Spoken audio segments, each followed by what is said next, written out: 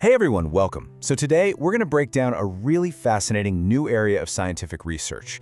It connects the health of our gut to the function of our brain, and it explores a pretty radical new way we might be able to treat certain conditions.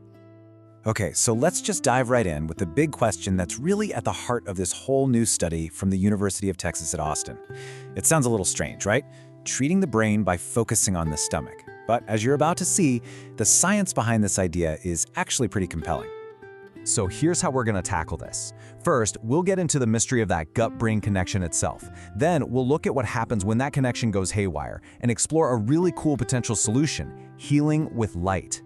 From there, we'll check out the actual study that's putting all this to the test, and we'll wrap up with what this could mean for the future of brain health.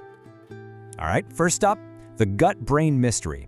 Let's really unpack this surprising, powerful relationship between our digestive system and our central nervous system. You can kind of think of this gut-brain axis like a two-way superhighway where information is constantly flowing back and forth. You see, the trillions of bacteria living in your gut aren't just digesting your food. Nope, they are actively talking to your brain, and they can influence everything from your mood to actual inflammation inside the brain. And this powerful connection is especially relevant when we talk about neurodevelopmental conditions like autism spectrum disorder, or ASD. It affects a pretty significant number of kids, and it's a condition where scientists are now really starting to look beyond just the brain for answers. So, here it is, the crucial link that scientists are zeroing in on. When that gut-brain superhighway has a traffic jam, or a malfunction, it can be a major factor in ASD. An imbalance in your gut bacteria doesn't just stay in the gut. It can actually trigger inflammation that makes its way all the way up to the brain, and that might be contributing to some of the behavioral symptoms. Okay, so what exactly is going wrong in the gut that kicks off this whole chain reaction? Let's take a closer look at what that imbalance really means. The official scientific term for this problem is dysbiosis. But honestly, you can just think of your gut microbiome like a really complex, beautiful garden. When it's healthy, everything's in balance. Dysbiosis is basically when the weeds start to take over and disrupt that whole delicate ecosystem. And check this out. This slide really helps you visualize the problem. See all those red triangles? Each one is a child with ASD. You can clearly see they have way more of these things called elevated microbial metabolites. Just think of those as like chemical signals or waste products from all those gut bacteria. This chart is basically showing us there's a very distinct and much higher chemical signature in the gut of children with ASD. Now this dysbiosis, it kicks off a really damaging chain reaction. First, the imbalance leads to what people call a leaky gut, where the barrier of your intestine actually breaks down. This lets stuff leak into the bloodstream that shouldn't be there, which then triggers inflammation all over the body, and eventually that inflammation crosses into the brain. That's neuroinflammation. And this diagram, wow, it just lays out that whole pathway perfectly. You can see how that initial problem in the gut, the dysbiosis, it doesn't just stay put. It escalates. It goes from being a local issue to a body-wide problem that directly impacts brain health. So, that leads to a pretty wild idea, right? If the problem starts in the gut, could the solution also be applied to the gut? I mean, could we use something as simple as light to heal the gut and by doing that help the brain? Well, the therapy is called Photobiomodulation, or PBM for short. It's a completely non-invasive treatment that uses near-infrared light.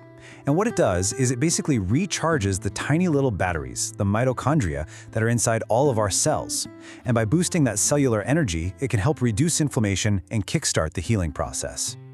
And right here, this is where it all clicks into place. On the right, you see the problem. Those cellular batteries in some people with ASD just aren't working as efficiently as they should. And then on the left, you see the proposed solution. A therapy that directly targets and recharges those exact batteries. It's like finding the perfect key for a very specific lock. So by applying this light therapy right onto the abdomen, researchers are hoping to hit a bunch of targets at once. They want to boost that mitochondrial function, fix the leaky gut problem by improving the gut barrier, get the microbiome back in balance, and ultimately cut down on the inflammation that's reaching the brain. Okay, so the theory sounds amazing, right? But how do you actually go about testing it? Let's take a look at the plan for this new clinical trial at the University of Texas at Austin. The study has 4 really clear goals.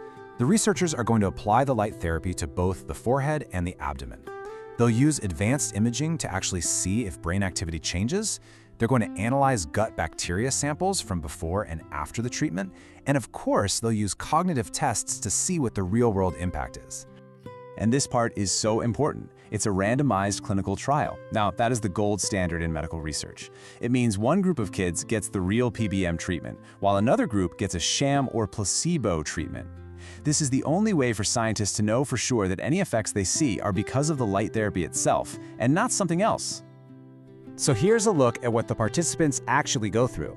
It all starts with a visit to the lab to get all the baseline measurements. Then, for 2 months, they use the device every single day at home.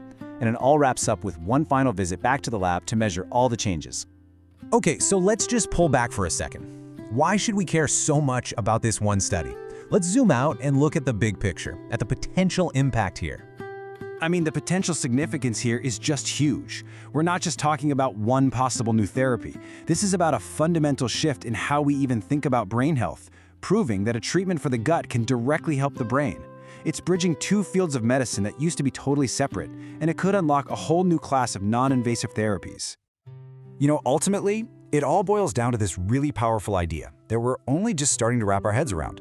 The research summary says it perfectly. A symbiotic microbiota is essential for maintaining brain health. It's telling us that the brain isn't some isolated fortress. It's deeply, deeply connected to the rest of our body. And that just leaves us with this incredible provocative thought. For so long, we've looked for answers to brain conditions inside the skull. But maybe, just maybe, this research is asking us to look somewhere else entirely. To the gut, to the energy in our cells, and even to the healing power of light itself.